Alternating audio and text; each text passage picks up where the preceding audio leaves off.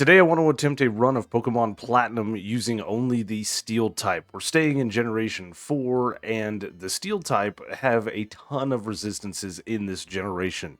Outside of Ground type, Fire, and Fighting type, we shouldn't have that big of a problem. On the surface, this run looks very easy, but as we dive deeper into the chaos, we will find that most of the Elite Four has Ground, Fighting, or Fire type Pokemon. So this is going to be a run that isn't as easy as it seems on the surface, but I still want to attempt it because Steel types are very fun to play with. Very defensively Pokemon. They are slow, so we're going to work around that lack of speed, and we have some really neat encounters that we can find in this generation. As far as the starters go, none of them are Steel type right out of the Pokeball. We have to wait until Piplup evolves into an Empoleon at level 36 to gain the Steel type. As a matter of fact, there are no Steel types available until after we defeat Rourke, so we're going to have to work with what we've got. I really don't think that's going to change this run. We are just going to play with the Piplup for the early game, and we will get our Steel type after we defeat the Rock type trainer, Rourke. And just like every other run before this one, we have nicknamed our rival Algorithm because we are trying to beat the Algorithm both in-game and in real life. Later on, towards the latter part of the game, he's actually going to be a formidable foe with all of his Pokemon having super effective moves into my team, whether it's Fighting or Ground type or Fire type. But in the early game, it's going to be relatively easy. What's not easy is the real-life Algorithm that I need your help with to defeat. And how can you help me, you may ask? It is very simple. Liking the video, commenting on the video, subscribing to the channel, hitting the notification bell, or sharing this video with your friends helps out a ton.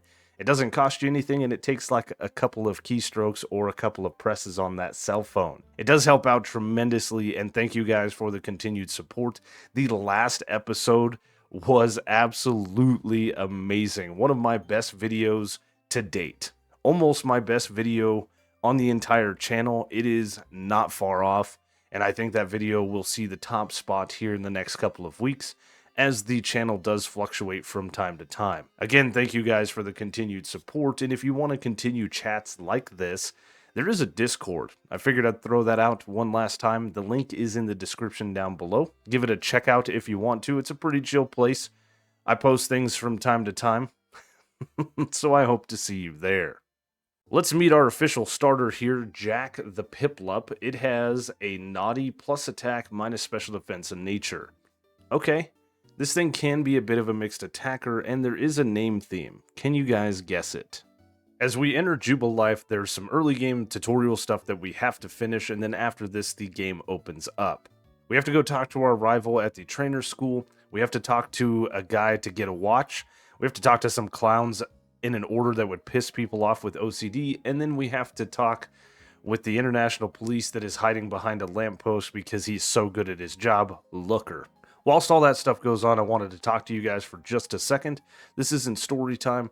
Again, I want to thank you for the continued support. The last year and a half has been great. This channel has seen substantial growth. I've talked about it many times before. The last year and a half, though, all I have played is Pokemon, and I'm not complaining. I do love playing these games and doing these Nuzlocks, but I want to try to carve out a little bit of time for myself to play things on my own. This is all I've been playing because these videos do take every bit of the week as far as the free time I have to do. Modded Minecraft is one of my favorite things to play. When I had the Minecraft channel, I did try to do it. It never stuck, and that's okay. I do want to carve out some time to play it on my own. I've got some mod packs I'm very, very interested in. The reason that I brought all of this up is because I'm also trying to carve out a couple hours a week to where maybe we could live stream. It's been 2 years since I've done a live stream, and I would really love to get back into that. I'm basically putting out my feelers here in this clip to see what you guys think of the whole thing. If I were to do the live stream, I wouldn't be able to do like other Nuzlockers do and do these attempts and then upload them as kind of a highlights reel. If I did that, you guys would get a video like every other month because they take some time. What I'm thinking, or at least my thought process here, to be perfectly transparent with you guys, is I thought maybe we could do something else. Like a lot of you want to see me play these ROM hacks that have difficulty spikes Maybe we could do something like that, or we could take it to the next level and do an Ironmon challenge. If you guys don't know what that is, you should look it up. I've been doing some research and starting to get my toes wet when it comes to those types of things. These Nuzlocks are great, and they are very challenging, but I know the internet. I know you want to see me struggle and do weird things and maybe even lose the cool that I have and just be like, what happened? Oh, it's just some things that I'm thinking about, and I wanted to bring it up with you guys. Get your thoughts on it, what you think. I don't have any time set aside. I'm still trying to work on figuring all of that out. But I'm hoping in the next couple of months we can really do some stuff here and start boosting the channel as best as possible. Again, thank you guys for the continued support. I love each and every one of you. It's like Christmas morning every time I put up one of these videos and get to read the comment section. Now, technically in the Orberg mine, we can pick up another Pokemon, an Onyx named Lucy. It has a relaxed plus defense and minus speed nature. It's not a steel type, but it is a viable encounter, and again, the name theme, can you guess it? Up for the gym leaders first, of course, is the rock type expert Rourke. We have a water type Pokemon with Bubble, and hopefully we've done the right training to be able to take out his Pokemon. Lucy is on the team to bait out a Stealth Rock from the Onyx. Other than that, she's not going to see any battle or any training until we can get our hands on a Metal Coat. A single Bubble, of course, is enough to take out the Geodude, and out next is Onyx. As I stated before, we do bait out the Stealth Rock, which is absolutely awesome, and then we can take this thing out with a quad super effective Stab Bubble. This leaves us at full health as the Cranidos comes out, and this thing is very, very scary. It hits us with a Leer turn 1, which is even more scary than it attacking, and Bubble doesn't quite do half. Well, we get tagged with another Leer, which has definitely got my heart in my throat as I fire off another Bubble, and it leaves Cranidos on a sliver. Rourke then goes for a potion. We fire off another Bubble, taking Cranidos right back to the same health it was before, and then we finally get hit with that headbutt. But we survive on 13 HP. We do have a held Oranberry that we got from trading for the Abra known as Kaza. None of that matters as we can fire off one more Bubble, defeating the first gym leader, making our way to where we can get our first steel type encounter. But before all of that, we do have a little evolution right after the Rourke battle, with Jack evolving into a Prinplup. Another 20 levels and we will have a viable encounter. Now, it's not immediately after defeating Rourke that we get access to the steel type. We do have to do a little bit of work, first bullying the Grunt in front of the Valley Windworks. We then have to backtrack to the Floaroma Meadows, bully up a couple more Galactic Grunts, and then we get the Valley Windworks key as well as access to the best mechanic in all of Pokemon. This is definitely something I wish Game Freak would bring back in the future games. The Honey Trees. Yes, waiting 6 real-life hours for a Pokemon to spawn at random is definitely something I wish we would see more of. Of course, we only get access to the Floaroma Meadows tree and the Valley Windworks tree. We could go ahead and progress the storyline, but the way our encounter works, we're going to need to get this encounter before we progress any further in the story. Well, after coming back from work, we check our first honey tree, and our encounter is... of course, it's a frickin' Heracross. Why wouldn't it be? That's hilarious. Alright, checking our next honey tree, and our encounter is... a Burmy. Perfect. Well, it's male. Never mind. Shit. The males evolve into Motham, so it is not technically a viable encounter. I need a female Burmy. Alright, another round of checking the trees, and this time we get a Burmy that is male again. Damn it. That is my luck, right? We will get it eventually. Floaroma Meadow Tree time, and what is our encounter? It is a male Combi. Oh god, the most worthless damn Pokemon from Honey Trees. Luckily with my work schedule, we can check these trees like 3 times a day, so this isn't going to take too long, just a couple of days. I didn't want to show every single encounter, but eventually we do find a female Burmy. Oh, this only took 3 days of checking trees, so that's 9 different attempts of checking these trees before we finally found one. Oh boy. We do, of course, catch it in a Pokeball, we throw it on the team, and we nickname it Angelina. Now, taking a look at Angelina here, it has a calm, plus special defense, and minus attack nature. It's actually perfectly fine for the Pokemon we're going to evolve this thing into. Now, this is the part where I get too much into explanations, but if you don't know how Burmy works, it can get one of 3 cloaks. It was the grass cloak when we caught it.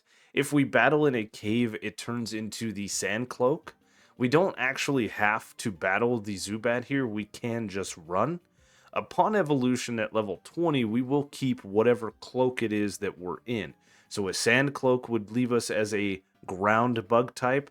The grass cloak is going to leave us as a grass bug type. And then there is a third cloak called the trash cloak that will leave us as a steel bug type. We've done this before. This is a great early game Pokemon, so I am excited to use it. But after we run from the battle with the Zubat, as you see, Angelina here does have its sand cloak. Very nice. And here we are just outside of the cave in a grass patch with Burmy still at its sand cloak. And if we run around, we are going to turn into the grass cloak. So caves for the sand cloak, grass for the grass cloak. Who would have thought? Now, we are still the sand cloak as we enter the battle, but once we run away and we take a look at Angelina, she's in her grass cloak. Very nice. The trash cloak is going to require us heading into a building and evolve this thing in that building. It doesn't matter what cloak we are until we evolve. Once we evolve, we keep that cloak, so we want to be level 20 and do battle in the Valley Windworks to get this thing's trash cloak, which is why we didn't progress the story any further. This is the easiest way that I know to get this thing to evolve into the trash cloak wormadam. We have leveled it up to level 19 and got it really, really close, so we can do battle with the Zubat here. After beating this thing out, which does take some time because this Pokemon is pretty freaking weak with physical moves and it's a special attacker, we can get to level 20. We still are in our grass cloak, but that doesn't matter. After the battle, we turn into our trash cloak and we will evolve Angelina here, as you see. It's a neat little mechanic that I thought deserved a little bit of explanation because I did put a little bit of legwork into figuring it all out many episodes ago when we did our bug-only run of Pokemon Platinum. But welcome to the team, our first official steel type, Wormadam. Now that we have our steel type, we can progress the story, and our first major battle is with Commander Mars. Angelina has a hidden power ice, which is going to be very nice for us to get through this battle. We tank a bite very, very well, only doing 3 HP of damage, and then we can fire off that hidden power ice to easily one-shot the Zubat. We can't be poisoned, so that Zubat was never a problem. What is a problem is our abysmal stats that we can look at as the Perugly comes out. It's going to hit us with a fake out. These stats are absolutely atrocious. We've done a bunch of special attack EV training, but still, we've got more to do. We get hit with a feint attack, and this too is only going to do 3 HP of damage. We can then fire back with a hidden power ice to see how much damage it does, and unfortunately for us, despite the training we've done, it doesn't even do a quarter. Okay, well, this is going to be a battle of attrition back and forth between the fat cat and the bug thing here. Scratch doesn't do much to us, feint attack doesn't do much to us, there's not much it can do, and hidden power doesn't even do half with 2 shots. We take another scratch down to 39 HP, and then I swap up for Bug Bite to steal this thing's Oran Berry, and Bug Bite does more damage? I should have just been using Bug Bite the whole time. We heal up from the Oran Berry, we tank another feint attack, which again, we're going to tank very, very well, even if it hit crit, and then we can take out the fat cat, who is also a fast cat, with 1 more Bug Bite. Now, getting to Eterna City nets us a couple of new encounters, starting out with a Bronzor named James. It has a docile neutral nature that we met on Route 211. This one has the Levitate ability. Nice. In Mount Coronet, we can get our hands on a Nosepass named Dustin. It has a Lonely plus attack minus defense nature. This one has the Sturdy ability instead of Magnet Pull. That's perfectly fine. Sturdy doesn't work like it does in later generations, though, in this gen. With some leveling up in Mount Coronet, we can evolve Dustin into a Probopass. Of course, this is a Pokemon I have never used, so I'm excited to throw it on the team. It is a weird looking one, but welcome to the team nonetheless. I've done the battle with Gardenia before with a Trash Cloak Wormadam, and I'm not scared of anything she has. We can't be poisoned, we quad resist her grass type moves. There's not much her team can do other than stall me out just a little bit. We're not going to outspeed most of the Pokemon, and we're not going to one-shot them all, but we are going to get through this battle pretty unscathed. The Turtwig does tank a Hidden Power Ice on low red health, and then just sets up a Reflect, which is better than Sunny Day. Sunny Day would boost the special defense of the Cherrim, so I'm happy for that. After a Super Potion, we can fire off another Hidden Power Ice, this time taking Turtwig very low into red health. And then, of course, we outspeed this Pokemon, and we can take it out with one more Hidden Power Ice. Cherrim then comes out. We do not outspeed this Pokemon, so we get hit with that quad-resisted Magical Leaf, not doing much damage, and then we can fire off a Hidden Power that drops Cherrim into low yellow health. One more quad-resisted Magical Leaf, and then Hidden Power takes out the Cherrim. This brings out her Roserade, which is a scary Pokemon for this early in the game, but again, we quad resist that Magical Leaf. We fire off a Bug Bite that does a decent amount of damage and steals the Citrus Berry of Roserade, fully healing up my Pokemon. We get hit with another Magical Leaf for pitiful damage, and then can fire off a Hidden Power Ice that leaves Roserade, unfortunately, with a sliver of health. So Gardenia goes for a Super Potion, and then we fire off a Hidden Power that takes this thing below half health. One more Magical Leaf from the Roserade leaves us at 51 HP, and one more Hidden Power Ice wins us the second Gym Badge. Getting Gardenia's badge means we can use Cut outside of battle, and now we can get our hands on the Thief TM. And after like an hour and a half, we can finally steal a metal coat from these wild Bronzors. They have a 10% chance to spawn and a 5% chance to have a held metal coat, and I need 2 of them. So, let the grind continue. Now, I actually found out through the power of Google that if you have a Pokemon with Magnet Pull, you're more likely to get Bronzor spawning here in Mount Coronet. So I caught this Nosepass that does have Magnet Pull, and less than 10 minutes later, I was in this battle with this Bronzor that actually has a second metal coat. So the first one took me just about an hour and a half, and this one took me 10 minutes. Yeah, that's my luck. But we do have 2 metal coats now. Perfect. The first of which we're going to equip to Lucy, trade it off to a friend of ours, and get ourselves a beastly Steelix. Hell yeah, I'm excited. Next up in the order of progression is Commander Jupiter. I lead Lucy against her Zubat because I wanted to try some stuff with Lucy here. I did teach it Stealth Rock. We do get outsped and of course hit with a Giga Drain, and despite Zubat being Zubat, it does decent damage. I tag it with a Stealth Rock, and then we get hit with another Giga Drain. I'm really not in risk of anything here, despite that doing a little bit of damage. We can fire off a Rock Tomb that is not stab because Steelix is Steel Ground, so it doesn't quite KO. It does get the speed drop though, so that means we can outspeed and take this thing out with one more Rock Tomb. The Zubat was never the problem. Out next is Skuntank. It does get hit with the Stealth Rock, which doesn't do much damage, and then Skuntank goes for Screech. I set up a Sandstorm, which is going to do a little bit of chip damage over time. Skuntank then goes for Night Slash, which does 9 HP of damage. That's not too bad. And then we miss a Screech. Of course we do. One more Night Slash takes us to 37 HP. That time it did 10 HP of damage, so we're gauging it. We can stay in a little bit longer. Screech then connects, dropping the defense of Skuntank by 2 stages. We get hit with another Night Slash down to 28 HP, and then finally fire off a Rock Tomb that connects and lowers Skuntank's speed. Since I'm sitting kind of low and Citrus Berry just activated, I decide to swap in to Dustin. Now Dustin swaps into a Smokescreen, which is very, very annoying, and then gets outsped and hit with another Smokescreen. Despite the -2 to accuracy, we still connect with a Rock Tomb, dropping Skuntank low. I anticipated a heal here for whatever reason, so I swap into Angelina, who gets hit with a Night Slash on the swap in, so no heal. And then we just get tagged with a screech so we can take the skunk tank out with a bug bite. Now I've made my way back to Orberg here, and I was in the underground doing some digging around, and I made a boo-boo. A whoopsies, if you will. I thought in Pokemon Platinum that you could get both fossils. You can later. I believe in the early game, the only thing you can find is based on your trainer ID. So, if you have an odd number trainer ID, you can find the skull fossil. And if you have an even number, you can find the armor fossil. And I, of course, have an odd number. I did find a skull fossil in the underground. So what I'm going to do is I'm going to trade this thing off to one of my other runs and get my hands on an armor fossil so we can do this next part the way I intended.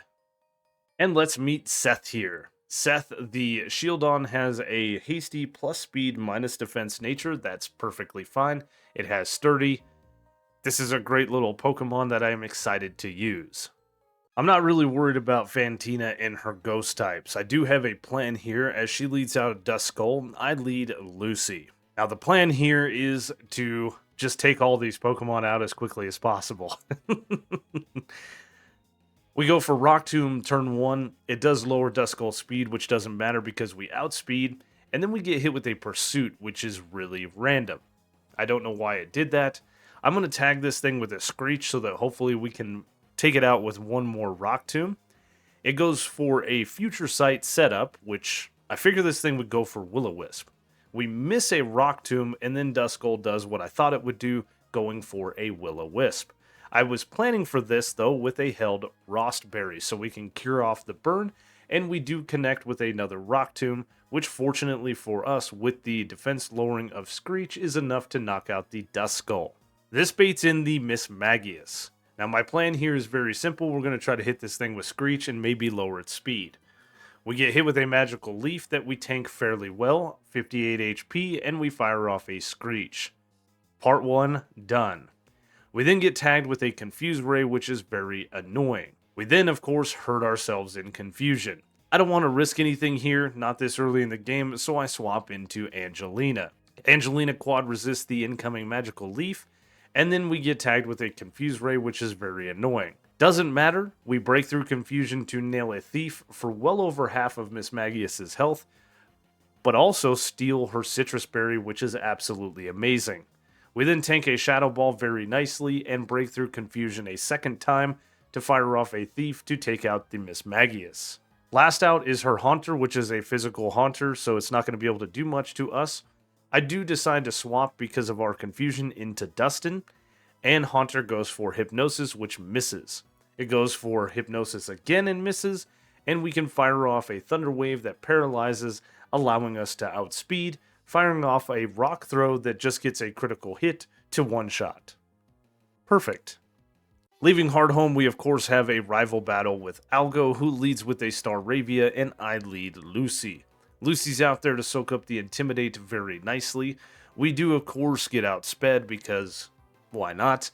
And we get hit with a Wing Attack, which doesn't do much damage. This allows us to set up a Stealth Rock, which is for the Ponyta in the back.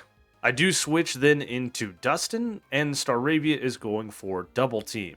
It gets up another Double Team to raise its evasion to +2, and I misclicked on a tackle that I miss anyway, so it doesn't matter. A third Double Team is very annoying, but we break through to connect with a Rock Throw that one-shots the Staravia. Out comes Buizel. That's a random thing, I think. It goes for Water Gun, which doesn't do much, and then I hit it with a Thunder Wave. I then swap into James on a Growl, which doesn't matter because we are special. An Extra Sensory doesn't quite take out the Buizel, but the Buizel stays paralyzed, so a little Grass Knot finishes it off. Next up is Ponyta, and James is probably the best Pokemon to have out for this. I do tank an Ember very well, and then can fire off an Extra Sensory that gets a critical hit, and after the Stealth Rocks should have been enough to take out the Ponyta. Grottle then comes out, so I swap into Angelina, who tanks a Razor Leaf very well, and then a second, and then can fire off that Hidden Power Ice, which unfortunately doesn't quite one-shot. So we tank another Razor Leaf, sitting at 54 HP as we fire off our last Hidden Power Ice to take out the Grottle and win the battle. What the hell is even that? Avoiding the ponitas on Route 210, we came to Route 215 to catch Randall, the scizor that has a careful plus special defense and minus special attack nature. It has the technician ability, and this is the reason we needed the second metal coat. This is my answer into Maylene, and I could not do that fighting type battle without this Pokemon. And Route 210 is very, very scary with all of the ponitas that have Flame Wheel and Ember that can easily knock out my team. Trading off Randall with the metal coat allows us to evolve this thing into a beastly scizor, and I've used this Pokemon before in the bug-only run. I know that it is absolutely amazing. And little Seth, that we haven't seen much screen time, also gets an evolution upon training it up to level 30, evolving into a beastly Bastiodon. Unfortunately, this thing is quad weak to fighting, so it's going to sit the next fight out. Next up, as mentioned before, is Maylene and her fighting types. This is a very scary battle for my Steel-type Pokemon, but I came equipped with a plan. She leads Metatite, and I lead Randall. Randall is the key to this entire battle. Now, we do outspeed, which is a rare sight for the team, and can one-shot the Metatite with a Technician-boosted wing attack. Unfortunately, it is not stab anymore. This brings out Lucario. Lucario is faster than us and hits us with a Force Palm that is neutral damage, and we tank very well, but it gets the paralysis, which is very annoying. I have a held Lepa Berry for a fighting type natural gift that is Technician boosted, and it leaves Lucario on a sliver. Damn it. Well, we have to tank one more Force Palm, which we do on 44 HP, and then can fire off a wing attack to take out the Lucario. As the Machoke comes out, I decide to swap, rather than risk it, into James. James tanks a Karate Chop that crits very nicely. We should be able to tank another one, so I stay in, and Machoke goes for Focus Energy. We fire off a Stab super effective extra sensory, and it leaves Machoke on low red health. We then tank another Karate Chop that gets a critical hit down to 18 HP, and fire off that extra sensory to take out the Machoke. That was close.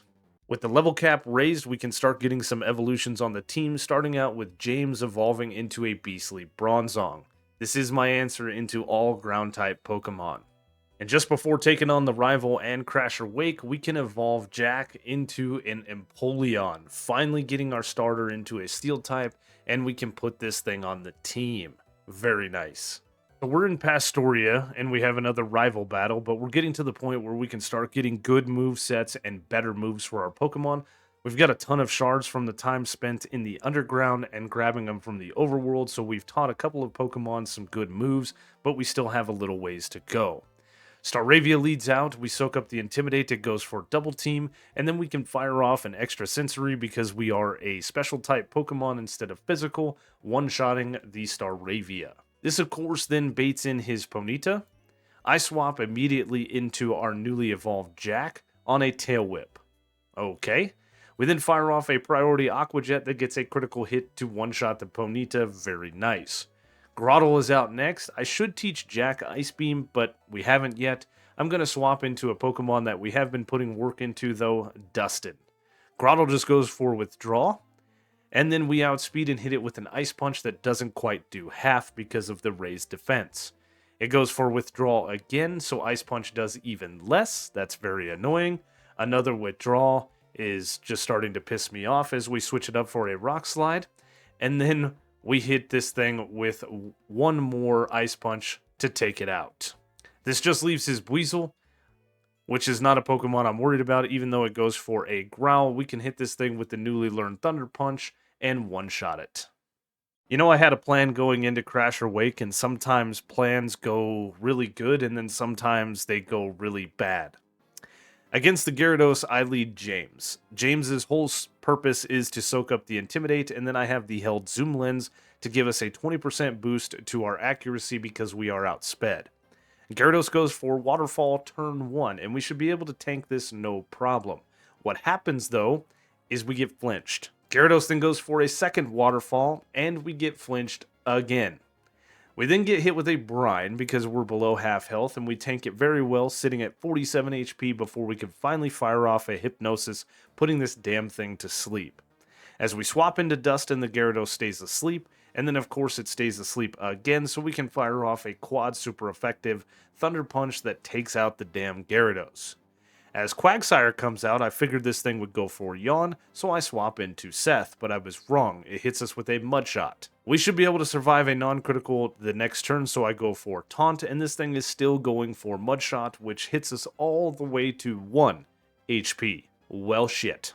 Randall comes out and tanks a Rock Tomb very nicely, and then can fire off a Grass-type natural gift that is quad super effective and boosted by Technician to one-shot the Quagsire. That was my plan. This is where things go a little bit crazy. Seth almost dying is what threw me for a loop. A Bullet Punch against the Floatzel doesn't do much, and then we get hit with a Brine.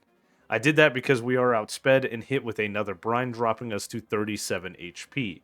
Wing Attack then takes Floatzel low into yellow health, and Citrus Berry pulls it back up to about half.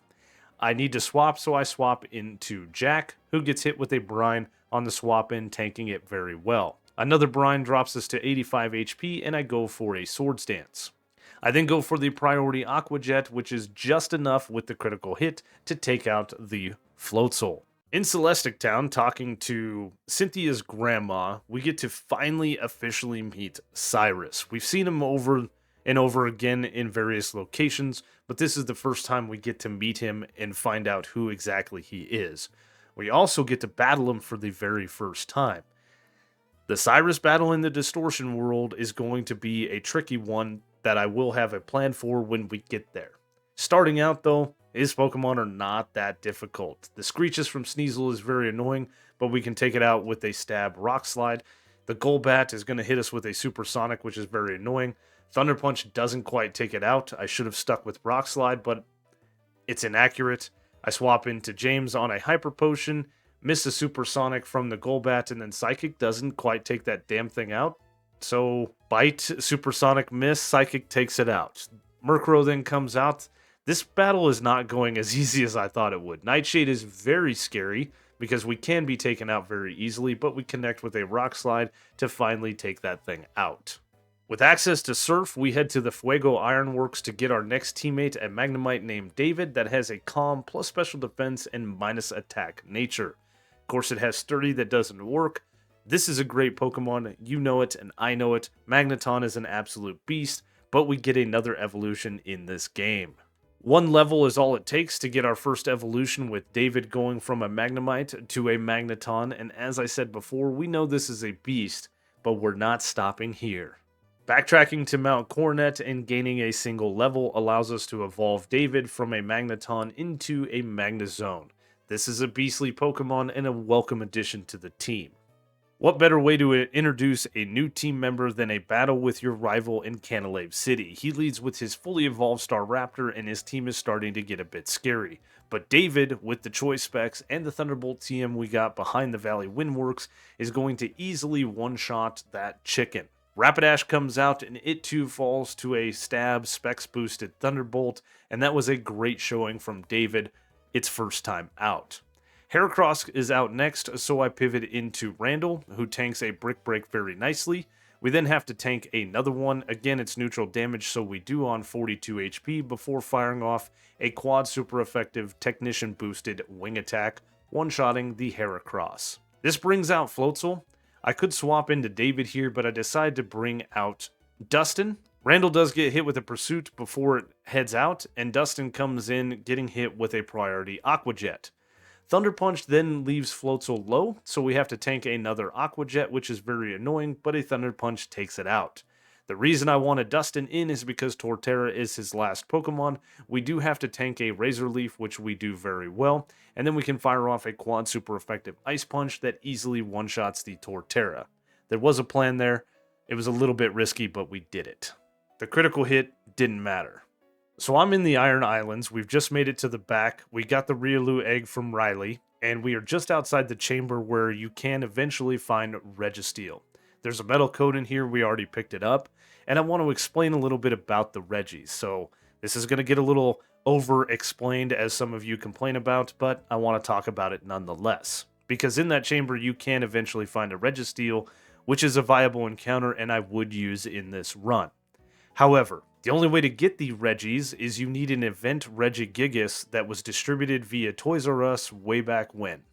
And unfortunately, Toys R Us isn't even a thing anymore, and so that event is not happening. You need the Regis to get the regigigas in-game, so it's kind of a vicious circle because you need regigigas to get the original Regis, and then you need the Regis to get regigigas, but you can't use the regular regigigas to get the original Regis, so what you would have to do, I know that's very confusing, is use the PAL Park and a copy of Ruby, Sapphire, or Emerald. That way you could get the original Regis into the game traded over, and other than that, I don't know how you could do it. I've read a few different things online that says you don't need the event Regi, you just need a Regi in a Cherish Ball with a Fateful Encounter, and that will trigger the event, so we're going to do a little bit of science to figure out what is what. I do know that you need to go all the way back through the Iron Islands, though, before you can trigger any of this. So we're going to stop right here, and we're going to go ahead and make a save. After we make the save, we're then going to play around and see what we can figure out for the sake of science. Now online, of course, there are all kinds of codes that you can find, and there is one to get yourselves the mystery gift Regigigas that was distributed via the event via Toys R Us. And right there we got it. Now if we go ahead and take a look at this Pokemon, it is level 100. It is in a Cherish Ball. It does have some kind of berry that I don't care about. It says it's a Pokemon event, Fateful Encounter, level 100. Again, you don't need this Pokemon. You just need Regigigas in a Cherish Ball with that Fateful Encounter. You can do all of that in PK Hex, as I found. With the event Gigas in our party, we make our way back to the chamber here on Iron Islands, and as you guys will see, the chamber has changed. Now, I know you need to step on all of these circles. I don't think the pattern matters how you step on them, but when you step on the last one, nothing happens. If I go up to the statue and I interact with it, it starts playing some texts. The human in the company of our master pay heed. Become stronger you must, so much that others cannot but notice. Which means I have to beat the Elite Four. So there is no way to get these Regis before you beat the Elite Four, meaning I'm not going to put them on the party. Now it is a level 30 Pokemon when we encounter it, and if I had less than the encounters I have now, I would put it on the team, but since I have 9 Pokemon at my disposal, we're just going to continue on. We're going to hatch our last encounter, Ian the Riolu, that has a serious neutral nature. Very nice. It has the steadfast ability, and we're going to do a bunch of running around to get its friendship up, so that we can quickly evolve Ian into a Lucario, making it a viable encounter on the team. When I did my fighting run here in Pokemon Platinum, this was an easy counter against our upcoming gym battle, which is against a fellow Steel-type trainer, Byron. Byron's Steel types do not stand a chance against Ian, Aurasphere, and the choice specs. We're going to outspeed and one-shot his entire team. The reason we want a special attacking move is not for the magneton, which does fall to a stab super effective choice specs boosted Aurasphere. What we want it for is the Steelix. Steelix has one of the highest base defenses in the game, and we can outspeed it and easily one-shot it with that stab specs boosted Aurasphere, no problem. Last out is Bastiodon. It is quad weak to fighting, so it goes down to a quad super effective stab, choice specs boosted Aurasphere. Easy battle, easy win. Some quick battles at the 2 lakes with Team Galactic, and traveling through a very harsh blizzard leads us to Snow Point City, where we can take on the next gym leader, Candace, and her Ice-type Pokemon, which we should have a very nice matchup against with our Steel types. There's not much to say about Candace and her Ice types. We have some really good options here, and I decided to give David a chance to see what he can do. I taught him the Flash Cannon TM that we got from defeating Byron, and we should be able to one-shot these Pokemon with the Iron Plate equipped. Feint Attack, of course, isn't going to do much to us. Sneasel's just a very fast Pokemon, and we can fire off that Flash Cannon that is stab, and it is super effective, and does easily one-shot the Sneasel. This brings out Piloswine next. We outspeed the Piloswine and can take it out with the Iron Plate boosted stab super effective Flash Cannon. Unfortunately, Abomasnow comes out next, so that whips up the Hail. I do have a plan for that, but we can outspeed and fire off that stab super effective Flash Cannon, one-shotting it. Very quickly, we have made it to Frostlass. Now, Frostlass does boost its evasion in the Hail, which is fine. It goes for double team turn 1, which is also perfectly fine because I have Magnet Bomb that never misses. And it takes Frostlass below half health. Unfortunately, her Citrus Berry is going to heal her up just out of range, I think. She goes for a resisted Psychic, doing a little bit of chip damage, and then we fire off another Magnet Bomb that, like I said, leaves Frostlass on a sliver, not quite getting the range. Candace then uses a full restore, as I figured she would, and then we can fire off a Magnet Bomb taking Frostlass below half health. We have to eat another attack, which happens to be a Blizzard. Of course it is. We tank it very well, and then can fire off a final Magnet Bomb, defeating the Frostlass, winning us a very easy 7th gym badge. You know, if I was a member of Team Galactic, I would definitely want to be a boss. They have much better hair. Look at Cyrus's hair. Look at Jupiter, Mars, Saturn. All of their hair is very nice. If you're a grunt, you got to have that teal, that turquoise, green bowl cut. That's where I would be like, no, you know what? I don't want to be a part of your cult. I think I'm out. You guys need better haircuts, all right? I'm not really worried about Cyrus 2.0. We have the choice specs on David. A Screech from Sneasel doesn't matter because Thunderbolt is going to one-shot his entire team. We have to tank a Bite, but then we one-shot the Crobat, and Honchkrow we naturally outspeed, so it too falls to a Thunderbolt. This brings us to the top of Mount Coronet, where we have a double battle against Mars and Jupiter with Algo. The key here is to have complete disregard for Algo's team and get rid of that Munchlax that is absolutely worthless. Taking out both of the Bronzors isn't a smart play because that will bring Skuntank and Perugly out at the same time. We do break through Confusion to take everybody out off the board in one shot and bring out the Rapidash. Again, like I said, not a smart play, but it is what it is. The Hypnosis is annoying, but we tank the Flamethrower very well. I'm going to go ahead and swap here. Having Rapidash out is very nice unless it gets doubled up and taken out. Whatever. Heracross is a great Pokemon as well, and now we can really start doing some damage unless it too gets taken out. Perugly goes down to a single Aura Sphere. That is what it is. At this point, there's really nothing else these Pokemon can do. Staraptor coming out is very nice. I'm going to focus my attacks on the Skuntank to get rid of the last threat, and this will bring out the double Golbats. They don't have anything they can do. As a matter of fact, we're just going to hard pivot into James. Aerial Ace takes out the one Golbat, just leaving one left on the field. Staraptor is a great Pokemon, as I said before, but it looks like it's just about to go down. Takedown does a bit of damage, Sludge Bomb takes it out, and Psychic wins us the battle. Thanks, Algo. You helped out tons. Upon reflection, Cyrus's team here in the Distortion world is actually going to be relatively easy for my team to take on, because we have a full team. All of the HMs I need to learn can be learned by my Pokemon. We tank a Flamethrower very well, but Jack does get burned in the process. That's okay. We can take out the Houndoom with a single stab, super effective Surf, and the point here was to bait out the next Pokemon controlling the flow of the battle. With Jack in place, this does bait out the Earthquaking Gyarados. We soak up the Intimidate, and then we pivot into James on an Earthquake that we avoid because of Levitate, and then we can bring out David on a Waterfall. We tank the Waterfall very nice, and then can fire off a quad super effective stab Thunderbolt, one-shotting the Gyarados. Honchkrow then comes out next because it has Heat Wave, and it gets outsped and one-shot with Thunderbolt. Weavile is next. I think we could take this Pokemon out, but I'd go ahead and swap into Ian. We get hit with a Fake Out on the swap in, and then outsped and hit with an Ice Punch, but a quad super effective Aura Sphere takes out the Weavile. This just leaves his Crobat, which can't do much to us because of its poison typing, and we are immune to that, so we swap into David.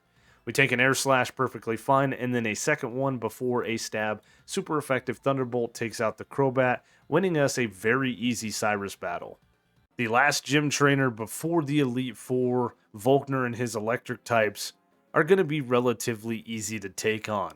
You would think having a ground-type Pokemon, this is a walk in the park, but he does have coverage moves.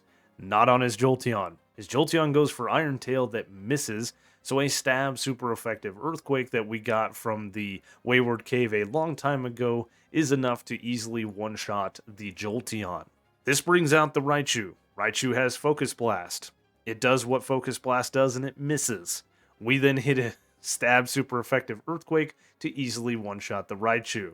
Electivire is out next, and this thing has Fire Punch, and the worst that can do is burn, which it does on the first turn. Of course it does. That means Earthquake then doesn't quite take out the Electivire. We do activate its Citrus Berry, pulling it back up to about half health. We tank another Fire Punch very well on 71 HP before we fire off another Earthquake that takes out the Electivire. As Luxray comes out, we're dropped to 53 HP, so I swap into David. We tank a Fire Fang on the swap in very nicely, and then can outspeed and hit it with a Thunderbolt, doing about half. We do get the paralysis, which is good. It doesn't stay paralyzed and hits us with a Fire Fang anyway, down to 42 HP, and then one more Thunderbolt takes it out. This was not a difficult battle, just that burn threw a wrench in the plans. And hey look, it's my wife from Johto, Jasmine, here to give me that wonderful HM for Waterfall. Jasmine, Waterfall, you know there's an innuendo there that we're just not gonna touch. Just before entering the Elite Four, we do have a rival battle with Algo. His team is stacked with super effective moves against my entire team. Close combat does a lot of damage despite us being 10 levels higher, but we tank it and can take out the Star Raptor with an Ice Beam. Torterra is outsped and taken out with a quad super effective Ice Beam. Heracross then comes out and I pivot into Randall. We tank a close combat very nicely.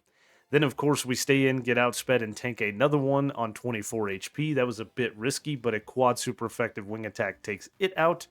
Rapidash is then baited out next, so we pivot it into Lucy, and it goes for Bounce, because we were such low health.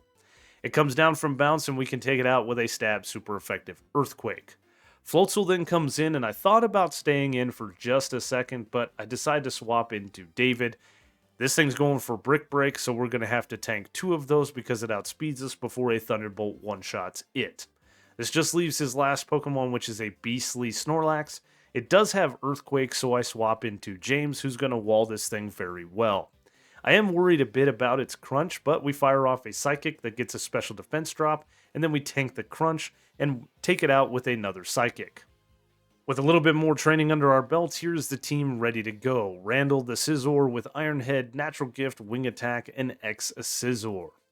We then have Ian the Lucario with Aura Sphere, Swords Dance, Dark Pulse, and Iron Punch. Next up is Jack the Empoleon with Drill Peck, Ice Beam, Surf, and Shadow Claw. Next is James the Bronzong with Psychic, Shadow Ball, Grass Knot, and Hypnosis. Lucy the Steelix with Crunch, Earthquake, Stone Edge, and Iron Tail, and rounding out the team is David the Magnezone with Thunderbolt, Magnet Rise, Magnet Bomb, and Flash Cannon. Of course, we're going to teach some moves as we progress to the Elite Four, but let's go. Aaron and his bug types are first up for the Elite Four, and this is going to be the easiest battle that we have. The rest are going to be very difficult.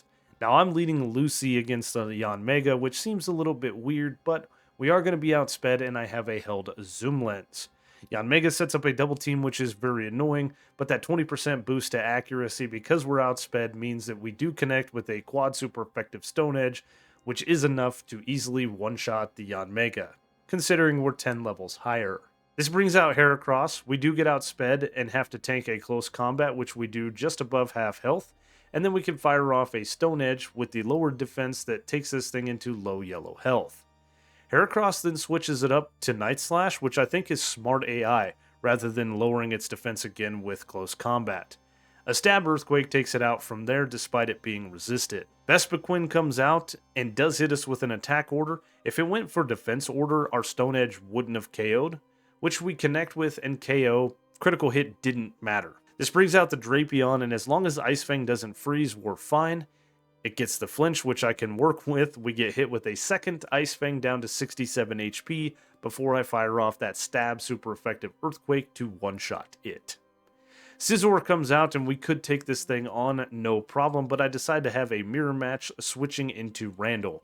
We get hit with an X-Scizor on the swap in, and then we can fire off a quad super effective fire type Technician boosted Natural Gift that wins us the mirror match and wins us the first Elite Four battle. Bertha's team is full of ground-type Pokemon, and we are very, very weak to ground-type Pokemon. So against the Whiscash, I'm leading James, the only immunity to ground we have.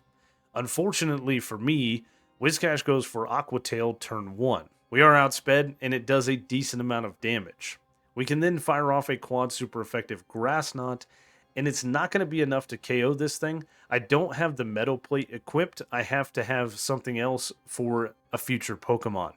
Another Aqua Tail does a decent amount of damage, bringing us just above half, and a second Grass Knot takes out the Whiscash. This, of course, baits in the Gliscor, which is very scary. We should be baiting a Fire Fang, so I swap into Jack, who does get hit with a Fire Fang that we take neutral damage from. We then have to tank an Earthquake, and this is a very big risk because we could die here, and I need this Pokemon for the next battle.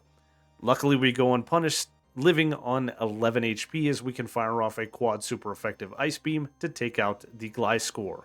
That was a very stupid play on my part. I should have done something different. Hippowdon comes out and I pivot into James, who avoids the Earthquake on the swap in and then gets tagged with Yawn. That's why we have a Chesto Berry equipped instead of the Metal Plate. Grass Knot takes Hippowdon down to a sliver of health, and then Bertha goes for a full restore. Another Grass Knot then takes it out, getting a higher roll. Before the Golem comes out, we do fall asleep because of the Yawn, and we do wake up because of our Chesto Berry, and then we get outsped and hit with a Fire Punch from the Golem. That's fine, a quad super effective Grass Knot takes that thing out, and Rhyperior is last. Now, I did not realize that Rhyperior had Mega Horn, so I stay in and we tank it on 10 HP. Whoops. A quad super effective Grass Knot takes out this heavy Pokemon, winning us a very lucky battle. I hope our luck doesn't run out because the plan I have for Flint is going to get us through it deathless if everything works out, but it is hugely luck-based and we have to risk a bunch of stuff. The first risk is a critical hit or a high roll from Flamethrower on Houndoom. 80% of the time we survive this Flamethrower. Of course, Houndoom could have set up the sun as well, but I thought that was unlikely. We do survive it on 10 HP. This means we can fire back a stab super effective Earthquake that is going to one-shot the Houndoom. This baits out the Flareon, which is perfect. I can pivot into James on what I thought was going to be a quick attack, but instead it went for Overheat, which again, a critical hit would have taken us out, so there was another risk. I can then pivot into Jack. Jack tanks an Overheat very well on the swap-in, and Flareon's special attack is abysmal now. We can set up the Rain, and Flareon actually misses an Overheat, which is amazing. We can then fire off a rain-boosted stab super effective Surf to take out the Flareon, and out comes Infernape. It is going to outspeed us, and it is going to go for Earthquake. We're risking a critical hit here, which we survive on 42 HP, going unpunished and fire off that rain-boosted stab Surf that takes out the Infernape. This brings out Magmortar, and I'm going to swap into David. It could be going for Flamethrower, but instead it goes for Thunderbolt, which does very minimal damage, and then because of the rain, we can hit a 100% accurate stab, Choice Specs boosted Thunder, taking out the Magmortar. Now you guys may notice that David has a little bit higher level than it originally did, though it hasn't seen any battle, and that's because I had a few rare candies. I need the levels to outspeed the Rapidash. Without them, we would not outspeed, and this thing would probably set up the sun and then wipe my team. Since we outspeed, we can hit that 100% accurate, specs-boosted stab Thunder to one-shot the Rapidash and beat Flint 100% deathless. The amount of luck that it took to get through the last battle still has me shaken here that we actually made it through. I thought for sure we'd have some deaths, but here we are, deathless into Lucian. Lucian is not going to be luck-based. We lead Randall, and Randall should be able to do this battle pretty easily. Gallade is a little bit of a problem, but I have a plan. Light screen set up on turn 1 from Mr. Mime does not matter. A stab super effective X-Scissor with the Insect Plate is enough to take out the Mr. Mime. Alakazam then comes out next. It does outspeed us, but it goes for Focus Blast, which of course misses, so we can take this thing out with a stab super effective X-Scissor. Espeon is out third. This thing does outspeed us and hit us with a nasty little Psychic, but we can easily one-shot it with an X-Scissor. This brings out Bronzong. This thing has Earthquake, but I decide to stay in and go for X-Scissor, which does a little bit over half, and Bronzong goes for Calm Mind. Perfect. Another X-Scissor takes out the Bronzong, and we are sitting at really good health as the light screen wears off and Gallade comes in. We do get outsped and hit with a Stone Edge that does a decent amount of damage down to 73 HP, but a Wing Attack that gets a critical hit just one-shots the Gallade, because why not? We gotta have an easy battle somewhere. The plan I have for Cynthia is either going to be the most genius thing you've ever seen, or it is going to be the dumbest thing I've ever done. You be the judge. Against the Spiritomb, I lead James. Again, James has the equipped zoom lens because we are going to be outsped, and its sole purpose is to set up a hypnosis. After we tank a Shadow Ball because, of course, we are outsped. The only luck that I need in this battle is some sleep turns here at the beginning. We connect with Hypnosis, which is absolutely amazing. Then we pivot into Jack, as Spiritomb stays asleep. We can set up the Rain, Spiritomb stays asleep, and now I can bring out Randall. The reason for this is we are going to bait out the Garchomp next. Spiritomb stays asleep and I fire off an scizor that does just over half of its health, even without the insect plate, and then it stays asleep one more turn, so we got the sleep luck and we can take it out. With the Rain setup, the Garchomp's flamethrower is going to do a lot less damage to us and we can survive it provided it doesn't crit, and it does not. And then we can fire off an Ice-type natural gift that is quad super effective and does take out the Garchomp. That was absolutely insane. As the Melodic comes out, the Rain is set up, so I swap into David. A Rain-boosted Surf does a lot of damage to us, but we take it nonetheless. Again, a critical hit would have taken us out. We go unpunished. And a Stab, super effective. Specs-boosted Thunder takes out the Melodic. Lucario comes out next, and I decide why not? Let's just go for it and fire off a Thunder that does take it out as well. This puts us in prime position as the Togekiss comes out because one more Thunder takes it down, and Roserade is Cynthia's last Pokemon. The Rain does stop, and I decide to go ahead and swap into Ian, who tanks an Energy Ball on the swap in very nicely, and then can fire off an Ice Punch. And I cannot believe we are sitting where we're at, completely deathless as we take out the Roserade. Was that the most genius thing you've ever seen? It was some hella luck. I knew coming into the Elite Four that we were going to potentially lose some Pokemon. There was a lot of things going against us, and I definitely used up every bit of luck I've ever had in this run. The fact that we're standing here about to enter the Hall of Fame with a fully equipped team that didn't have a single death is absolutely amazing. Was it good playing on my part? Hell no. It was extreme luck. But I had some good plans and they worked out.